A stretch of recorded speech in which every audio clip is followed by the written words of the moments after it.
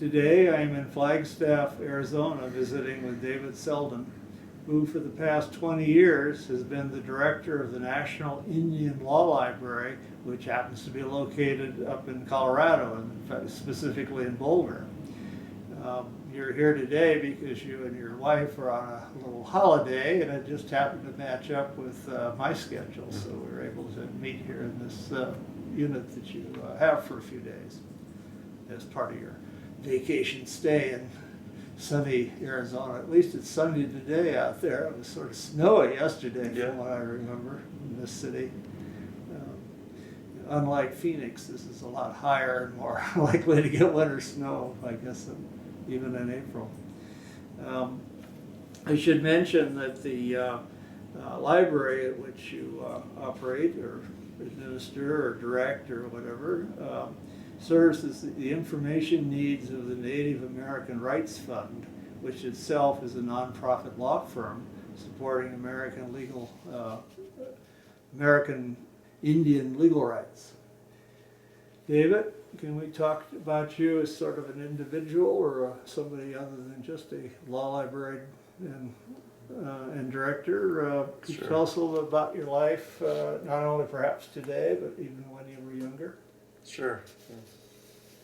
Yeah.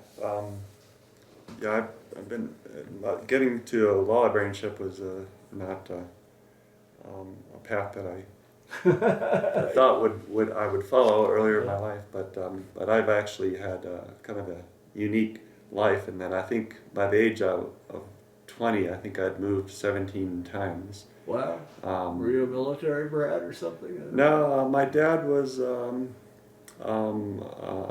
professor of anthropology and sociology, and he took part in a teacher exchange program when I was a kid. And we sounds like it would be an interesting life, at least for him. You might have had some problems like most kids leaving your friends behind. Did you make new ones, I presume? Yeah, I did. I lived most of my life with my stepfather, but we spent time, the most unique part of my early life was living in Uganda, East Africa, for 4 years. Oh. And while I was there, I counted as a move going to 2 different boarding schools in Switzerland, which was a very different experience too. And I had roommates from many different countries, and so I was exposed as a kid to a lot of different cultures, different ways of looking at the world and thinking of life, on the planet here. So I think I got kind of very different perspective, and that kind of led me eventually to interest in working with Native American law too, later on in life. But I had a pretty adventurous life. We spent a lot of time in Africa, touring around East Africa, visiting different tribes, Karamojong and the Maasai, and listening to music, and we recorded things and collected spears and shields and carvings that people made out of mahogany wood, and it was pretty adventurous life. The last 20 years has been pretty stable, but early on we did that, and then of course we moved back to the United States, and my dad taught at different colleges and kind of moved from the New York City area to eventually to New Hampshire, where I spent most of my high school days, but not all. And I was exposed to a lot of different places and a lot of opportunities to meet more people. Sounds like you had an interesting and somewhat different from most of us kind of a background as a kid and even into young adulthood. Can I ask you if you ever developed any hobbies or any special passions that occupy time, in case the bosses are listening to this, outside of work, of course? Sure. Well, quite a few actually. Early on in life, I was really interested in music, and my mom was a musician also. She taught piano classes and went to one of the finest music schools in the country, and I was a trumpet player, so I ended up having a lot of opportunities to play in orchestras, and I was pretty good in high school, good enough to get these opportunities to play in groups beyond the high school. And I took that on into college. I majored in music, and the tough part of it was that I discovered by about my junior year that I wasn't physically designed to play the trumpet very well. No. And So it you was were a both. trumpet player in high school. Huh? Yeah, so it was both a blessing and in that as well as a, something that was disappointing because I'd been so engaged in music, but I couldn't physically play the instrument like I wanted to. Mm-hmm. So I ended up changing careers. But around the time of college, I've developed hobbies. I was known as the yeast king at one point because I'll because I bet made- that's got something to do with water and stuff mixed, or yeast? Brewing beer and Exactly what I was thinking. right, exactly. I learned to brew beer and I made yogurt and I made bread, homemade breads and stuff too. And so You're I was serious really about interested. using yeast, huh? Yeah, different types of yeast. And then I also developed a strong love for, at the time I kind of ended my music career, I got into running, and I ended up running a lot of races and challenging myself physically. Even though I wasn't the most talented, I wasn't physically designed to be a top runner, but I was always pretty good, and I had a bunch of friends and a big social network of going to races. I've run over 50 marathons in my life, and some races longer than that. Mostly now I still run a lot, and I focus more on the trails. I love to be out and cruising in the trails of Colorado or Arizona. This morning we went out down the road here. There's a trail system, and I explored that with Karen, and I went for a nice run, but I've found it to be fairly therapeutic to do. So those are kind of my main hobbies over the years. Well, sounds like you sort of have a well-rounded existence with interests both in and outside of work, and that's nice. Well, sort of starting to turn towards your career, I know you have 2 degrees. Could you tell us what they are and where you got each? Sure. I have a Bachelor's of Science in Music Education from Appalachian State University in Boone, North Carolina. And I got the degree there. I transferred from University of Lowell in Massachusetts after about 2 years to study in particular with a trumpet instructor down in Boone who had expertise in embouchure and physically blowing the trumpet.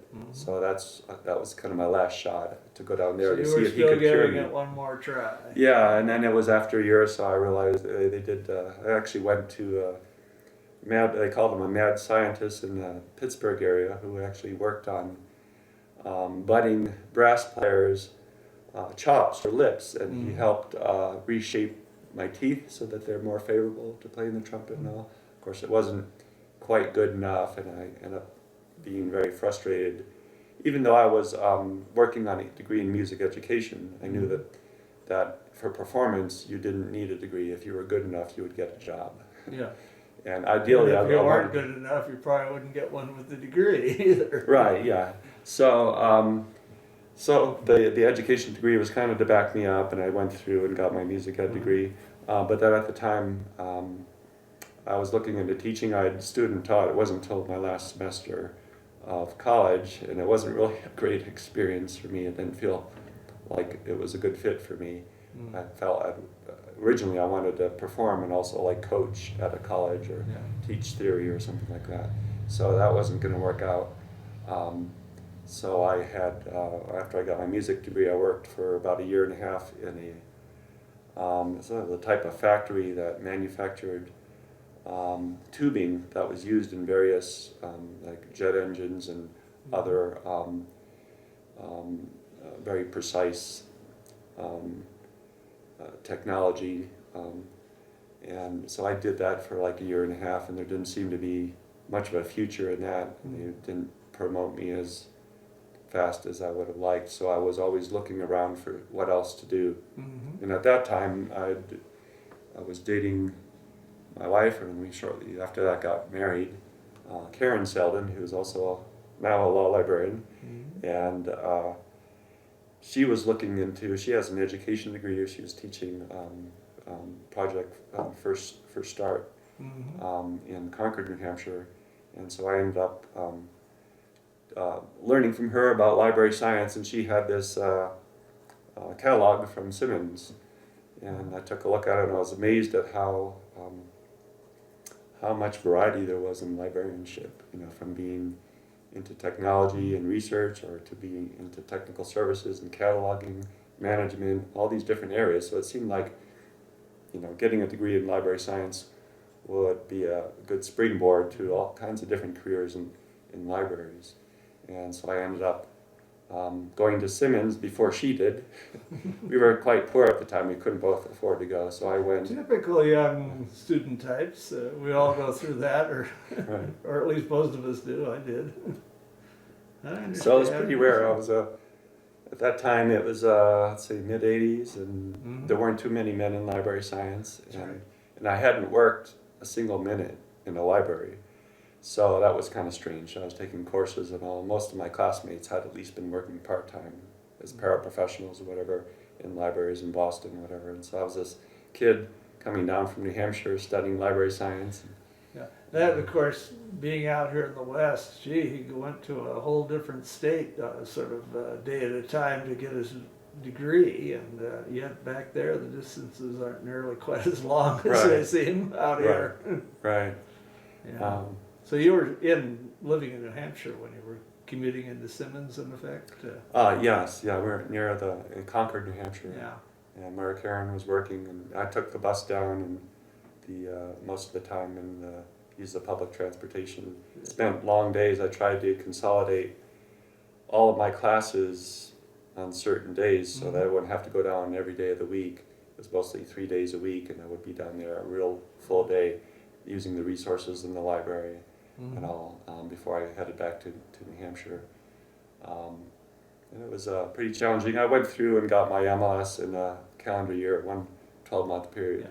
And that was my goal. I thought, well, in So 1 you year. really pursued it sort of on a full-time basis. Yeah, oh yeah, for sure. I'd quit my job, and other than occasionally being a substitute bus driver for Head Start when Karen's bus driver was sick. So I did a few things like that, helped her out. But that was a pretty neat experience. Yeah. And So normally I ask how you happen to get recruited into our profession, librarian science.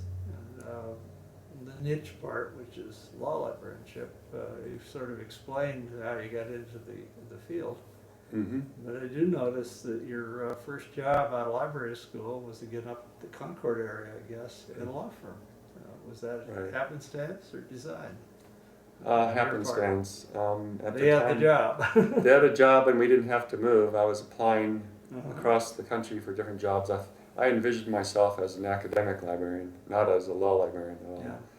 Yeah. But the first job that became available was part-time, was about 20 hours a week at a smallish law firm of about 18 attorneys in Concord, New Hampshire. And so I replaced someone. It was a solo position, so here I was with no library experience and no law experience, and I just jumped in and kept a notepad and pen with me all the time when I went through the building at the law firm, and wrote down when people asked me for help. I would write down what they needed, and if I didn't know how to do it, I'd figure out somehow. And I was actually fairly independent. Looking back, I'm trying to remember, how did I do that? But I think a lot. Simmons prepared me pretty well, and at the time, librarianship was a little bit different as far as database research and all. Because yeah, they were just beginning to come. You were there from, my notes say, from about 1987 till around 1998. So that's when the World Wide Web was sort of coming in, and some of the sorts of things that we now take, especially our younger colleagues, have just sort of been here forever. Right. Well, one of the things I think was unique during that time period is, especially if you were a good database searcher, you really had a lot of power. Nowadays, everyone has access to the internet and Google and search engines, and they think they're experts in finding the information they need. But in those days, people didn't have a clue. They didn't know how to get into dialogue. databases. Yeah. And I did research in Embase and Medline and trademark scan. So you brought expertise to the table that the attorneys in the firm certainly would not have. Right, yeah, and I spent, all through my career, I tried to focus on what value can I offer my organization? How could I best fit in here? Rather than what do I want to do or what do I think I should be doing as a librarian. So I quickly developed the skills and also marketed myself to be able to help people in different practice areas. Because I did trademark research, I did medical malpractice research, mostly in defense of doctors. And I worked with a nurse paralegal.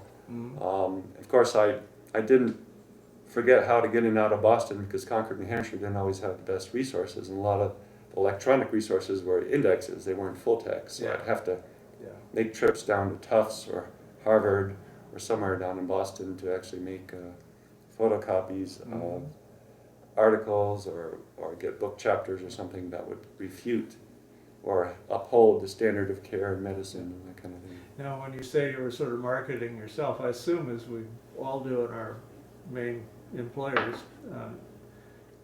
but you were working for the firm of Orr and Reno, I believe was the name, and these were practice attorneys in the firm you were sort of selling your skills to, or Right. Yeah, it was a good effect. Right. It was a good time to be at the firm too. When I started, I was only 20 hours a week, and I was getting $9 an hour. And I was Princely sum, huh? yeah. Well, And I hadn't then, been making money before that. Well, At least not like that. And then before long, I was full time at a little more than $9 an hour, and then it grew from there. And I ended up getting an assistant to help me with some of the more clerical things, the loose leaf filing and things like that. So it grew rapidly. Another relic of the past that our current colleagues don't probably know much about. I mean, Loose leaf now it's all up to date on the computer, so you don't need to go and interfile new pages with old ones. And yeah, not much anymore. I remember, BNA tax management portfolios. That was my those favorite are terrible. thing. They were hard to insert. Special didn't have gizmo. just an open notebook that you open the thing and put the things Right, in. you had to have a tool to You put had the pages to in. make them go where they belonged in between the other pages. That's right. Oh. Remember that. So, so I grew with the firm. It went from about 16 or 17 attorneys when I started to about 30 when I left. That's a pretty sizable firm, especially at a place I'm sure like Concord. Right. I mean, if you go to Boston, you'd run into some bigger ones. But Yeah, and it was pretty cool because being there, the new attorneys that joined the firm were close to my age and all, so I was able to engage with them from day one pretty well to develop, a good rapport and to get them to work with me on projects and utilize the library to the fullest. now I have a note that while you were at the firm, you worked for some of those years also as an instructor at the New Hampshire Technical Institute, which is also in Concord. Could you tell us a little bit about what you did there and how that all came about? Yeah, I can't remember how it came about. I don't know how someone contacted me about position, but they have a paralegal program there at the Tech, and they were looking for someone to teach legal research class. Well, paralegals would certainly need that. Yeah, exactly. So I did that. It was a lot of fun. I did that for a few years, different semesters, and that kind of called on my previous education experience. I was trained as a teacher, so that fit in well too. That seems like a long time ago. I can't remember very well. Well, that's why we do these oral histories, so you can look yourself up in the future and say, oh, this is what I did in my early days. But I remember the most exciting part was to figure out, I'd find out Westlaw had published, I don't know if it was a booklet or something about humorous opinions that some were written in prose. I remember some. There was a one called The Uncommon Law that wasn't one of theirs. It was an earlier one that had cases and stuff that were really quite funny. Yeah, there's something about a tree suing a car that ran into it, so what I did is to make that class interesting, the students had some access to Westlaw, Mhm. so I would describe a case in detail, something more interesting than maybe the straight legal cases like the one I You was didn't give describing. them one of these antitrust cases that No. go on for hundreds of pages and break No. up something or other. So I would describe them, and I'd have them try to, develop queries and all. Back then, we didn't Mhm. have natural language searching; it was all Boolean and all. So they That's were right. trained on how to do that, and have them try to find these unique cases within Westlaw. And I think it was fun for me to work on, and I think they enjoyed it too. Well, I know that you left the firm in '98 and came out to Colorado. Mhm. Before we go there, I've been dying to ask you a couple of other follow-ups. There's the music thing. And because I have a grandson who's will be in ninth grade next year, and he plays the trumpet. Oh, really? Moved to, in 1998 to Colorado, and more specifically to the Boulder area, and to accept appointment as the director or law librarian, or whatever the title of the era was, at the National Indian Law Library. Can I ask you a little bit about how all that came about, and Sure. about the library itself? It's a very interesting library, and some of the research I did in preparing for today, it's Right. pretty unique in Right. what you do, and you're really working to support a law firm as much as anything that does this work, from what Right. I gather. Yeah, could you tell us a bit about that work? Yeah, well, first of all, Library? Karen and I had a goal to move out. We'd been vacationing. Actually, one of our first Western vacation was right here in Flagstaff, Arizona. We Ah. fell in love with the West, and we would come out most summers around Utah, Colorado, New Mexico, and spend some time out here. And we thought it would be a lot of fun to move out to the West. So we were looking for an opportunity, and that job came up at the Native American Rights Fund. And it is unique because it's Native American Rights Fund's a nonprofit law firm that represents, I think, as you mentioned earlier, Native American rights, protecting Yeah. treaty rights, etc. And then it's also the library is an extension to the public nationally too, and that's why it's called the National Indian Law Library, not just the NARF Law Library. So we have a dual role. We're very small. I didn't know much of anything about American Indian law working in a law firm in New Hampshire, but I wasn't afraid of doing on their list of clients.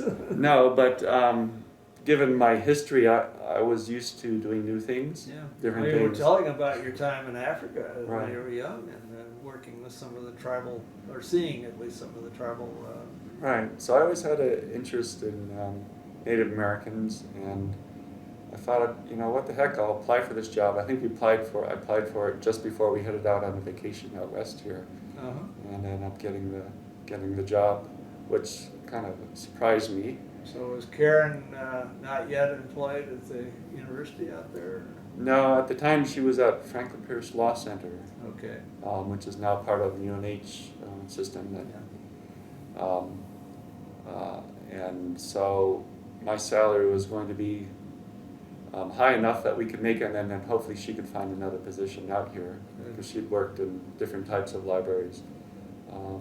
With both spouses working, that's always a big consideration. How do you Right. manage your careers, Right. and how do you accommodate each other's? Right. Well, we've always been flexible too, because we knew there are opportunities outside of Well, you're librarianship. sort of preconditioned her on liking the West, from what I hear. Yeah. So that was, we didn't think And you'd maybe get I that. should mention right now that I'm going to be talking with Karen on camera in just a few minutes, and so she'll get to rebut anything we Right. say. Right, that's why I'm not going into detail about her. She have her moments. That's right. She can defend her honor better than anybody else, I figure. Good. Well, tell me more about what you do at the library, and what the firm that you work with does. Well, the small law firm Native American Rights Fund, or NARF, represents cases all over the country, including it helped tribes become federally recognized, to have a government-to-government relationship between the tribe and the federal government, and then there's certain benefits that come with that too. as well as protecting, natural resources rights, salmon fisheries. The firm was established in 1970, so it's been around. So it's been around a while. And the library itself extends, like I said, support. So there's research support and information support for the law firm. And I must say that in addition to the Boulder, Colorado office, we have two small offices, one in Anchorage, Alaska, and one in Washington, D.C. So I actually support those offices as well. But altogether, there's 70 you'd have returns. something in Oklahoma because there's so many Indian people down there. Yeah, there would be a good reason for that. Or we've been doing work actually with Native Hawaiians too. There's Oh. always a joke about opening up a satellite library there. Well, you would have to go over there and check it out, wouldn't you? You maybe and your wife. Yeah, well, I for enjoyed a going- couple of weeks. Exactly. Well, I enjoyed going up to Anchorage a couple of times. Uh-huh. But so it's pretty unique. It's like a small law firm library as well as one to the public. So we extend services nationally. Even though we're a public library, we don't have many people come in to the building. Some locals do, but a lot of our collections are digitized. The stuff, especially the stuff that is unique to us. We have a lot of resources that you can find at various academic and law libraries in the town of Boulder. There's a University of Colorado there, law school, as well as in the region. So we try to focus more on developing collections that are more unique and difficult for people to research, which would include tribal law materials, the laws of the various 567 sovereign Indian nations in the United States and in Alaska. And that's been a lot of work, and we put a lot of effort and built a large tribal law gateway where people can access the full text of the law and do comparative research. A lot of the tribes are trying to strengthen their sovereignty, so they're looking to enact more law that's applicable to their members as well as the lands. And they'll often look to other tribes rather than look at state or federal law as models. And so, I imagine that makes a lot of sense because they have the needs that are similar and it's probably somewhat unique from those that are, say, a state unit. right. And the exciting part is that we're helping to expose or make accessible traditional or customary tribal law, which relates to, many generations of law that has been successful. And a lot of the tribes around the Indian Reorganization Act, time of the Indian Reorganization Act, adopted a constitution and law that was very similar to state law. And now tribes are starting to branch out and finding that it means more for their citizens to have traditional or cultural based law and legal systems as well as courts and forums to resolving disputes. So we're helping to get that information out so tribes can have the tools to kind of reinvigorate law that may have been kind of dormant over the years. Well, I imagine in the various tribes, I know the ones out near where I live all seem to have casinos on their so-called reservation land. And some of them, I guess, make a fair amount of money because the size of the casinos and all the building projects all around them indicate they're doing all just fine. But yesterday, my son and I, who's traveling with me on this trip, we were up at the in the Navajo country north of here. We went up to do some sightseeing up in that area, and those folks didn't seem to have any casinos, and they were pretty modest looking settlements and so on. So they must work supporting, I don't know, the cattle industry or something that was up in that area. We're up near Monument Valley, actually, went up there. Right. Well, the Navajo are involved in energy. They have actually a coal mine and create energy from that. And of course, that's in jeopardy. They're not able to be as competitive now as they used to be. Yeah, coal is sort So of, depending on one's politics, either on the way out or it should be or whatever. But, and some tribes, because of their location or because of their internal beliefs and all, don't get involved in gaming or have gaming that isn't very successful too. But I I think wonder when I see all the casinos, mostly having to do with Indians, how they can all be making that much money. I mean, there's so many, but Mhm. out where I am, other places I visit, it's got to work. Right. Well, some of those tribes have been helpful enough to support the Native American Rights Fund because the nonprofit law firm is um, ends up focusing more on tribes that can't afford representation or a broad issue that crosses um, that affects tribes nationally, and it's not like an individual legal issue that those law firms that can afford it will have their private attorneys deal with those issues. Now, one of my standard questions when I'm talking to someone in a setting like you is, what are your goals for the next few years with the library? Is it more of the same, just develop more of these, or do you have anything else? Yeah, well, we're moving towards more digital collections for our attorneys so that they can access resources that are in other offices as well as remotely, because we do a lot of traveling. I'm also involved in sustainability, so I saw last year we had about 1.3 million miles flied. So from the attorneys in our fundraising department. So that's definitely a clue that people aren't in the office a lot, so having access to remote resources is important. But we're also focusing more on that tribal law gateway. And we also do an Indian law bulletin service, which is usually weekly updates, except for this week since I'm on vacation. Weekly updates that on Indian law that we people subscribe to for free via email and get email updates and that link to our website. We have about 5,000 people who actually subscribe to that service, so we're quite popular with that. Well, it's interesting you talk about mentioning the coal that the Navajos have had, and it's not necessarily returning on the investment one once did, despite some of the politicians in Washington, D.C. thinking they can do something about that. We'll wait and see. But I noticed a few years ago some of this work on the environment and sustaining the environment. You are a recipient of a recognition of some stature, which you got in 2010, the Roy M. Mirsky Spirit of Law Librarianship Award, which is for not doing work directly as a law librarian, but something for the good of all on the side. And I want to mention that and ask you a little bit about some of that work, if I can. I know it could be controversial, especially in Arizona where we are today. This is a red state. Yeah, I've been involved in sustainability quite vigorously for the last at least 15 years.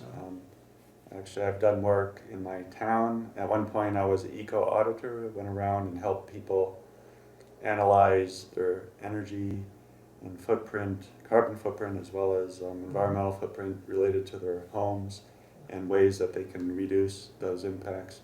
And I've also been involved in the town on a sustainability commission, which I was a chair of for a while, and I'm also the chair of Green Office Committee at NARF, because a lot of the work we do relates to protecting natural resources and the environment, so it was a good fit for us to walk the walk and try to reduce our impacts the best we could.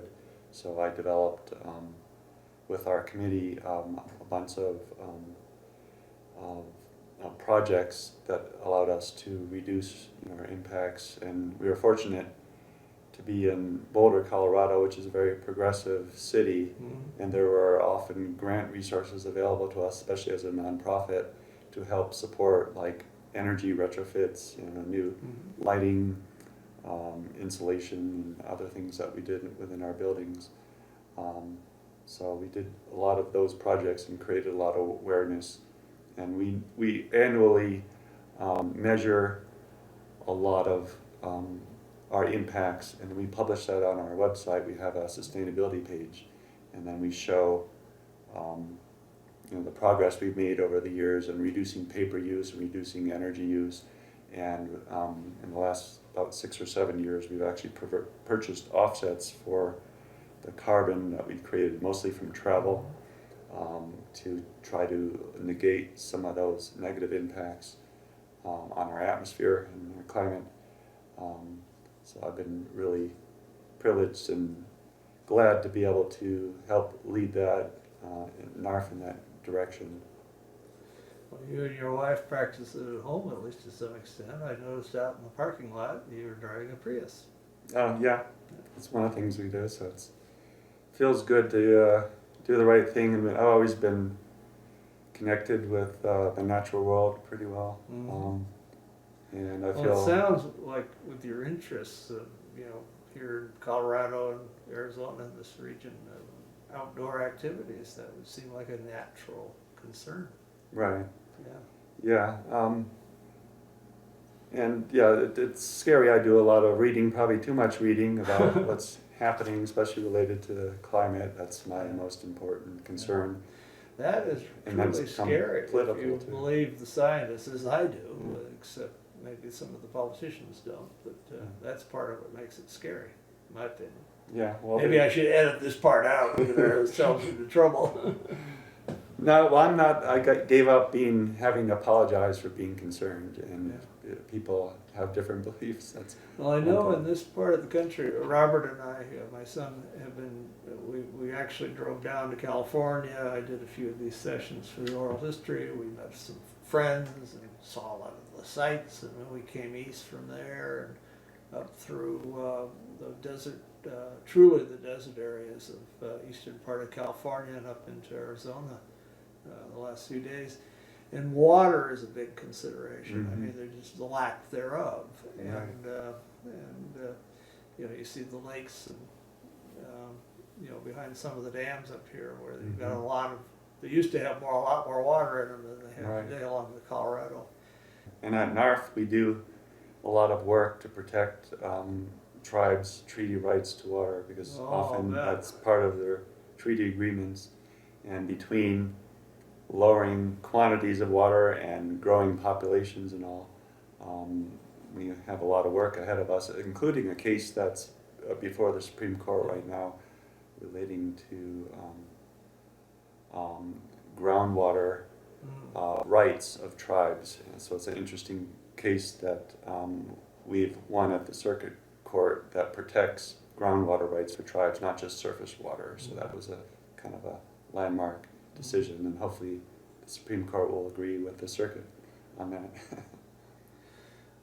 I should probably mention before we move too far on that you also have another award in your background that I saw mentioned, and that's ALL's Public Access to Government Information Award, which you got back in 2009. Well, was that connected with the work you do at the library, or? Yeah, it was. It's, I think, in particular, it was related to our tribal law gateway, providing access to tribal law information to the public. Yeah, because I think of that more as, you know, access to federal information, or, you know, right. You know, like they keep trying to shut this or that down in the government. Yeah, no, that was it was one of the first awards that my library had received, and that was really a motivating factor to continue down that path. And of course, there have been others. I think there's a video that you might have of Marilyn Nicely at University of Oklahoma. Yes. Formerly. Yeah. And she's a good friend of mine, and we used to partner years ago. The library, especially before I was at the library, there was a partnership on like tribal law information with that university. And so it was kind of a nice relationship. Well, I know a lot of the Indian interests, tribes are down in the Oklahoma area because of, you know, policies of a century or so back, which probably are not so good in today's thinking, but they happened. Mm-hmm. And then I asked about the library, your library having a branch there. Well, you don't need one, I guess, with all this digitalization. They have the same access that anybody else has. Right, and since we're a national firm, they can contact for assistance the tribes from Oklahoma, and they do. We're representing some in water cases. Of course, speaking of water, it's not always quantity, sometimes it's quality too. We have an issue, I think the Kickapoo tribe that relates to quality of water, because if it's polluted, it's not really worth that much. That's either. right. I've noticed in some of the hotels that my son and I have stayed in the last few nights, they've had notices say at the toilet that the water being used there was not really potable. They didn't use that term, but drinkable. Yeah, to avoid contact with it. Mm-hmm. Oh, well, that's interesting. And then outside, they use this is recycled water that they're using them to keep the plants going in the grounds and that kind of thing. I learned that lesson years ago about not all water being equal. Yeah. Running through the parks in Lyons, the town of Lyons, in Colorado, where I live, they would have these sprinklers running early in the morning in the parks to water the grounds. Yeah. And after a while, it occurred to me, I was wondering whether that water was like purified or anything, and I learned that it came straight from the river. So I was getting this mist and everything in my face, and probably okay, but hoping the river wasn't any dirtier. Yeah, like I was gonna get Giardia or something, so I kind of changed my running schedule. I also notified the park director, who I know in town since I've been in town for a while, and worked with him on a commission before for open space and trails. About there's quite a few of us in the morning that are walking our dogs and running in the park when it's shooting water all over everywhere that's not purified. So it's a little bit dangerous. So they set the timer a little earlier. Yeah, so now it's on like 2 a.m. if you're out real early. Well, that's your problem. You gotta be realistic. Well, David, we've been discussing a great amount, and we're nearing probably the end of our conversation this morning. But before we do, it's my custom to ask if there's anything we haven't talked about that you would like to bring up. And don't feel that this is the test, because most people don't have it. Anything. Yeah. Well, I didn't really think about that, but I do want to mention that I've been fairly much independent. I've learned that way probably growing up in New Hampshire. Also moving, I learned to take care of myself. But if I had to go back on my career and change a few things, I would probably be reaching out more to other colleagues for help and support. I think it would have been a little bit easier. I suppose the perception is beginning what of a you're career. doing is so specialized from a subject standpoint, you kind of forget that, well, maybe the way you're doing your work is sort of like everybody else is trying to do. And it would be helpful. Yeah, I understand that. But there were some people in my career that have been very supportive. Richard Amelong, who's retired, I think it was St. Louis University. Nancy Carroll Carter, kind of a mentor. She helped me with I did a lot of presentations on Indian law topics over the years, and she was often a co-presenter and kind of a mentor. As well as I mentioned Marilyn Nicely from University of Oklahoma. She's very supportive and all early in my career, especially for Indian law. Yeah, sounds like you've gotten to know a few of the good people though. Yeah, you had mentioned Frank Hodak earlier. I knew him more from running than from library work because we used to. He's quite a runner. And, yes. When Hine used to have their fun run, they called it, at the annual meeting, I don't think they still have that, but did you ever do any of those? Oh yeah, I did every one until they ended, and I was really sad to see it. Not just as a runner, but as a community. We would get often board a bus and there'd be all this chattering. Yeah. It was a great social I remember they had they segmented their runners by age brackets, so some of the old guys could still win. Right. So I have quite a few law library running friends like Al Dong, who's at the University of Pennsylvania, I think, and other folks. So running has been a good outlet to meet, to get to know people a little bit better in a different way outside of the profession. And you bring up Frank Hodak, and he has another special interest and passion in sports, and that's baseball. Oh, okay. I don't know if you share any of that. Yeah, I do. I haven't talked to him much about baseball. Yeah, there used to be a bunch of them that got together at annual meetings if there was a ball club in town and there was a game. Yeah. And it was okay in the schedule or everything, they'd go as a group. Yeah. I called it the baseball SIS, but I don't think looking through ALL's list of SISs, you'll see that one I think listed. it's a caucus, like the dancing caucus. It might be now, because they have those that are less formal. Yeah. Yeah, that's interesting. Well, thank you very much for interviewing me. It was good to meet you. I'll have to look as perhaps there's a recording of your career. Unfortunately, yes, I did my foolish early days of this project. I let Michelle Wu talk to me about mine. Oh, great. Yeah, I'll look forward to seeing yeah. that. I was not quite as polished in the editorial in those days. I've learned a bit more. I do that too, but it was fun doing it and telling how I got into the field. And if anybody's interested, I'll pitch my own since you brought it up. Well, I'm going to look it up for sure. Yeah. Well, David, I want to thank you on my behalf as well for agreeing to talk to me this morning for our oral history. And in thanking you, since I really get to come here and do the fun part, I'm thanking you also on behalf of Michelle Wu, Frank Hodak, and of course Dick Spinelli, who are our colleagues with whom I have had the honor to work to put together our oral history of law librarianship for the Hein Online Spinelli's Law Library Reference Shelf database. Thank you. Well, thanks. I'm glad you considered me. Thank you. Yeah, thank you.